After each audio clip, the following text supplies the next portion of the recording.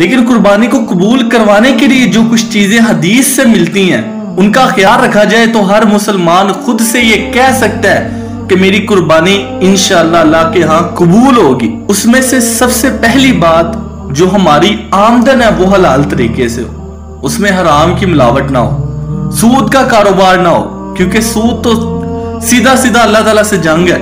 रिश्वत के पैसे ना हो। हदीस में आता है अर्राशी वल मुर्तशी किलाहुमा फिन्नार, रिश्वत देने वाला और लेने वाला दोनों जहन्नम में जाएंगे। रिश्वत के पैसे ना हो। और सबसे बड़ी बात जो आजकल थोक के हिसाब से मिलता है, थोक समझते हैं, बेशुमार अनलिमिटेड, वो है रियाकारी, दिखावा। दिखावा ना हो। कुरान मजीद में दिखावे को जिस तरह मिसाल दी है कि एक पहाड़ है, उस पे बेशुमार बारिश होती है, सिवाय उसके धूल मिट्टी साफ होने के उस पर कोई हरियाली नहीं आएगी।